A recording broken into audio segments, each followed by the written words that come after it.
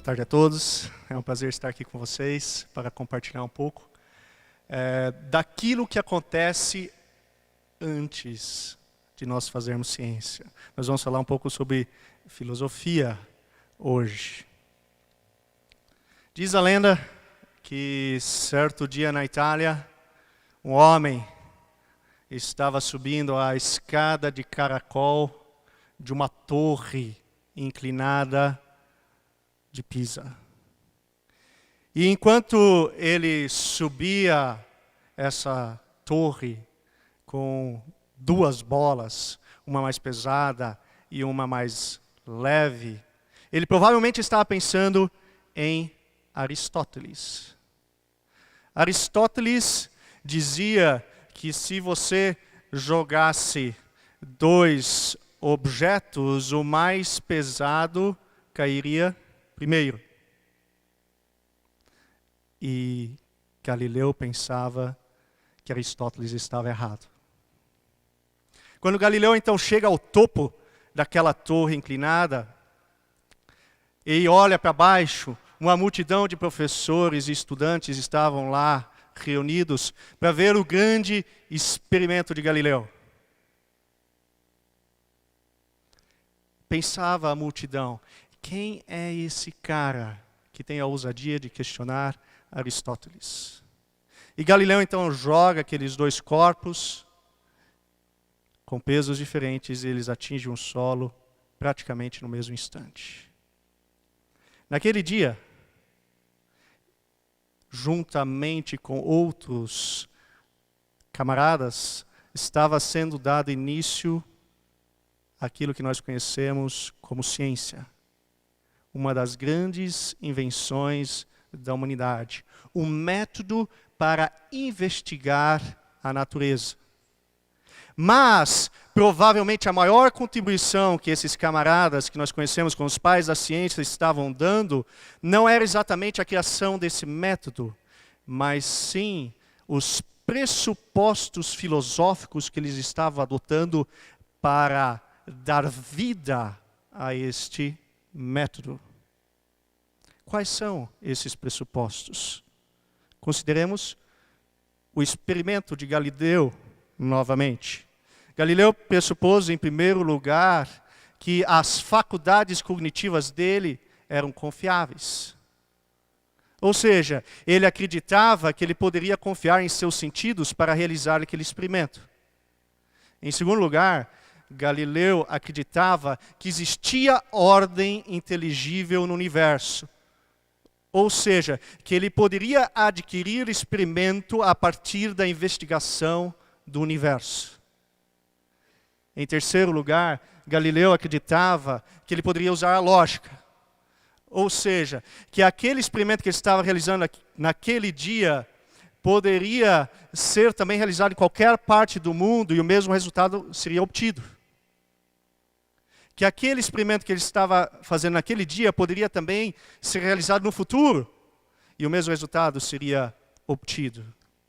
Ademais, ele acreditava que, se fosse verdadeira a hipótese que ele estava adotando, uma hipótese competitiva não poderia ser verdadeira ao mesmo tempo. Ou seja, ele admitia que a lógica poderia ser utilizada para fazer ciência. Ademais, ele acreditava na validade da matemática. Aquela matemática que muitas vezes é desenvolvida de uma forma totalmente pura pelos matemáticos, visando nenhuma aplicação física, ele acreditava que ele poderia utilizar para descrever fenômenos físicos. E, finalmente, ele acreditava na existência da verdade.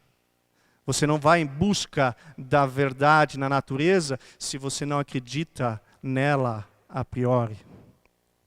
Portanto, nós vemos que existiam lá uma série de pressupostos filosóficos que Galileu, nesse experimento lendário dele, assumiu. E esses mesmos pressupostos filosóficos foram adotados por todos os pais da ciência. E provavelmente esta foi a maior contribuição que esses pais da ciência deram a nós. é necessário nós termos pressupostos filosóficos adequados para fazer ciência. Sem a adoção de pressupostos filosóficos adequados, nós não vamos fazer boa ciência. E nós gostaríamos de falar um pouco disso nesta tarde. De fato, de uma forma muito interessante, os pressupostos filosóficos da ciência interagem com diferentes visões de mundo. Particularmente, eu gostaria de ressaltar hoje o naturalismo e o design inteligente. O naturalismo é aquela crença de que não existe nada além da natureza.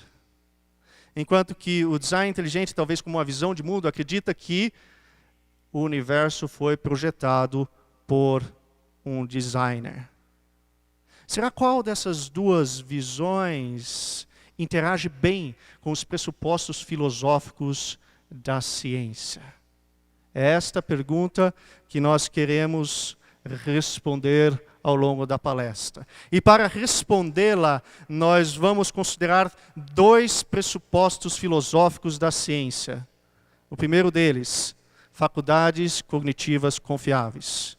E o segundo, a ordem inteligível do universo.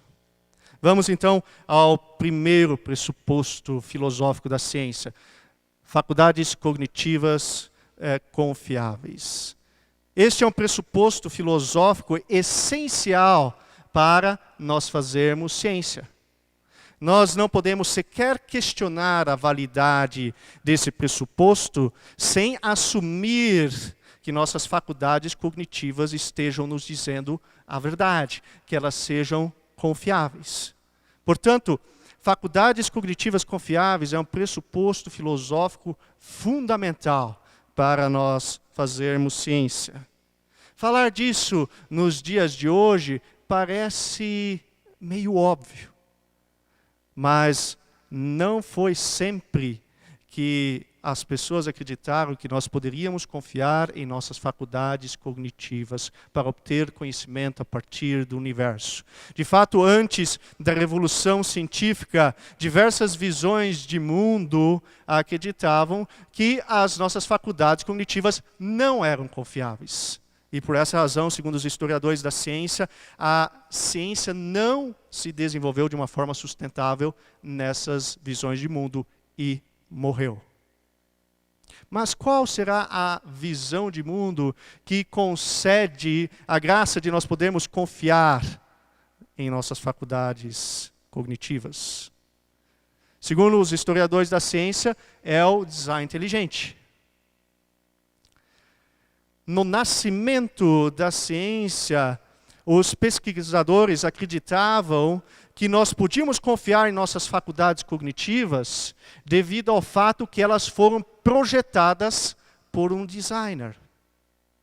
Particularmente, boa parte dos pais da ciência eram cristãos. E por essa razão, eles acreditavam que Deus havia criado o homem de uma forma especial, concedendo a ele faculdades cognitivas confiáveis. Johannes Kepler, um dos fundadores da ciência, já mencionado hoje, foi um desses homens que acreditava na confiabilidade de nossas faculdades cognitivas. Diz ele que uma das razões para chamar o homem de imagem de Deus é que ele compartilha da mente de Deus. Para Kepler, nossa mente foi projetada por um designer. E nós compartilhamos da mesma mente desse designer. E como a mente desse designer é confiável, então a nossa mente também é confiável. Esse era o mesmo pensamento, conforme nós já vimos hoje, de todos praticamente pais da ciência. Newton, Maxwell, Pascal. Todos eles acreditavam que nós possuíamos faculdades cognitivas confiáveis porque elas foram projetadas com o propósito de nos dizer a verdade. Mas será que a importância do design inteligente é somente histórica? Será que nós só temos uma justificativa para utilizarmos as nossas faculdades cognitivas numa visão design inteligente devido à história?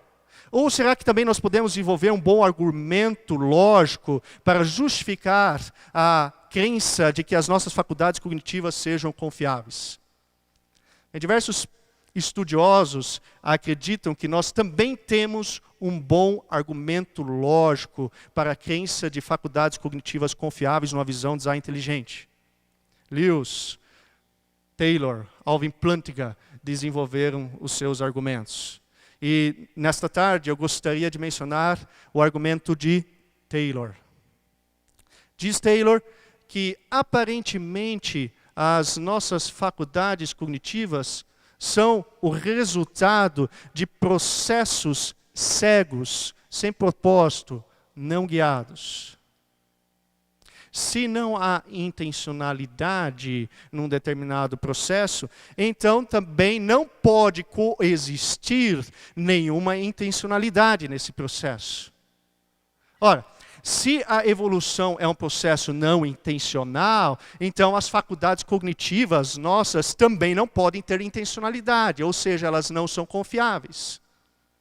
Para ilustrar o seu ponto, ele então cita uma ilustração muito interessante e bem didática.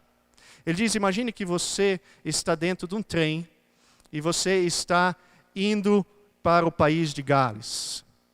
E de repente você vê através de sua janela, numa colina, centenas de pedras brancas arranjadas de uma forma que transmita a mensagem bem-vindo ao país de Gales.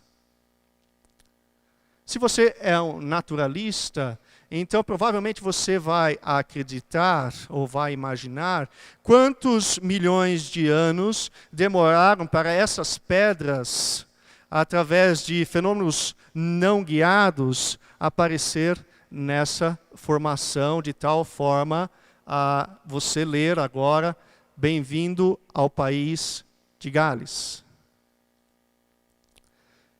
É possível isso acontecer? Até talvez seja, apesar da probabilidade de ser baixa. Entretanto, se isso for verdadeiro, ou seja, se aquelas pedras tomaram aquele arranjo devido a processos cegos, não guiados, sem intenção, sem propósito, então nós não podemos confiar na mensagem que lá está. A mesma coisa, diz ele, acontece com as nossas faculdades cognitivas. Se as nossas faculdades cognitivas são consequência do naturalismo e do evolucionismo, então as nossas faculdades cognitivas até podem ser complexas e maravilhosas, mas nós não podemos acreditar na mensagem que elas nos transmitem. Elas não são confiáveis. Ou seja, você tem duas opções. Ou você deixa de acreditar no naturalismo, ou você deixa de acreditar que as suas faculdades cognitivas sejam confiáveis. De fato, é interessante que diversos darwinistas ainda hoje, eles reconhecem que as faculdades deles não são confiáveis. O próprio Darwin, ele admitiu essa dúvida. Richard Dawkins também, ele admite, não, eu acredito que as minhas faculdades cognitivas não são confiáveis. Então, por que ele vai fazer ciência? Por que é que ele vai pensar acerca das questões do mundo? Portanto, o design inteligente, a visão de mundo design inteligente, possui uma justificativa histórica e lógica para faculdades cognitivas confiáveis. Ele passa no teste, ele recebe verde. Enquanto que o darwinismo ou naturalismo recebe vermelho, porque não é possível confiar nas faculdades cognitivas numa visão naturalista darwinista. Entretanto, não é suficiente que nossas faculdades cognitivas sejam confiáveis. É preciso que, ao nós irmos para a natureza, para o universo e investigá-lo, que haja uma ordem inteligível no universo. De tal forma que nós sejamos capazes de apreender aquilo que está acontecendo no universo. Sem a crença que nós vivemos numa ordem inteligível, não há ciência. Ora, por que eu vou investigar algo na natureza se eu acredito que não há uma ordem inteligível nela? Jamais. A inteligibilidade do universo também parece óbvia nos dias atuais. Entretanto, novamente, não foi sempre assim. Antes da revolução científica, diversas visões de mundo acreditavam que nós não podíamos, ou nós não tínhamos uma ordem inteligível no universo inteiro ou numa parte desse universo. Por essa razão, segundo os historiadores da ciência, a ciência não se desenvolveu de uma forma sustentável nessas visões de mundo. Mas qual é a garantia para esse pressuposto filosófico da ciência? Ou qual visão de mundo é que garante ou que justifica a crença nesse pressuposto filosófico? Novamente, nós temos uma boa resposta no design inteligente. Inicialmente, uma justificativa histórica. Os historiadores da ciência afirmam que os primeiros cientistas acreditavam que o universo era inteligível porque alguém projetou o universo de tal forma que nós pudéssemos compreendê-lo. Mas, de novo, será que nós temos, além da justificativa histórica, um argumento lógico que permite nos dizer, numa visão design inteligente, que há uma ordem inteligível no universo? Diversos estudiosos acreditam que sim. Peter Kraft, um filósofo, professor de filosofia do Boston College, ele desenvolve um argumento que parece plenamente plausível. Diz Peter Kraft, o universo possui uma grande quantidade de inteligibilidade. De onde vem essa inteligibilidade? Há duas opções, segundo ele: chance e design. A primeira opção é chance. Chance seria aquela visão de que a inteligibilidade do universo surgiu através de uma forma cega, através de processos totalmente naturais, não guiados, sem propósito. Ora, será que nós fomos tão sortudos assim para que a chance pudesse criar um universo que possui toda essa inteligibilidade? Não. A chance não é digna de universo. De fato, nós só conseguimos entender a chance num background de ordem. A chance não existe em um lugar onde nós não conhecemos a ordem. Dizer que a inteligibilidade surgiu devido à chance é dizer que ela não saiu conforme o esperado, ou que ela saiu conforme não esperávamos. Mas como é que nós podemos esperar algo dado a chance? É possível esperar um resultado dado um processo cego, não guiado? Não. Portanto, é plenamente razoável afirmar que a inteligibilidade, ela não é o resultado de chance. E o que dizer do design? Bem, é a opção que restou. E ela possui diversos defensores veementes, tal como Paul Davies. Diz ele, uma relação com muitos físicos para descobertas memoráveis é uma mistura de deleite com a sutileza e elegância da natureza e de estupefação. Eu nunca teria pensado em ter feito dessa forma.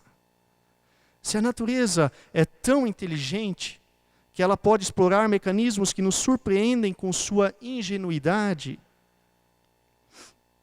Não seria isso evidência persuasiva para a existência de design inteligente por trás do universo físico? Para Paul Davies, a conclusão parece ser inevitável. A inteligibilidade do universo é produto de design inteligente. Portanto, o universo é o produto de design inteligente. Mas design inteligente admite a ação de um designer. Design só pode vir de uma mente, isto é, de um designer. Portanto, o universo é o produto de um designer inteligente. Em outras palavras, é a visão design inteligente que permite-nos confiar na inteligibilidade do universo. Assim, o design inteligente, ele não somente possui uma justificativa histórica adequada, mas também lógica. E, novamente, o naturalismo não. Afinal de contas, nós vimos que a chance não pode produzir inteligibilidade. Então, em suma, eu descrevi 2 pressupostos filosóficos que possuem uma boa justificativa na visão design inteligente, mas que não passaram no teste do naturalismo. O design inteligente fornece uma boa justificativa para faculdades cognitivas confiáveis e a ordem inteligível que nós encontramos no universo. O naturalismo não. Em outras palavras, foi possível mostrar que o design inteligente é aquela visão de mundo que interage bem legal com os pressupostos filosóficos da ciência. Daí, quais são as lições que nós podemos tirar daí? A primeira, se as pressuposições de uma visão de mundo são falsas, quando comparadas aos pressupostos filosóficos da ciência, então a ciência que vai surgir daí é ruim. Ela não pode ser confiada. E esse é o problema do naturalismo. E é por essa razão que quando o naturalista vai realizar investigação científica, ele jamais vai admitir que design inteligente é ou pode ser científico. A segunda, se as pressuposições de uma visão de mundo são verdadeiras, quando comparados aos pressupostos filosóficos da ciência, então a ciência que surge daí pode ser boa. Ela não necessariamente é boa, mas ela pode ser boa. No naturalismo, ela sempre vai ser ruim. E mais, o tipo de ciência que nós vamos poder praticar numa visão design inteligente será a mesma ciência que os nossos pais praticaram. É aquela ciência praticada numa visão design inteligente. Então, assim como Stephen Meyer, um dos grandes do design inteligente, conforme Enésio mencionou, disse: vamos retornar às origens. Vamos voltar a fazer ciência num contexto de design. É com isso que eu encerro essa palestra.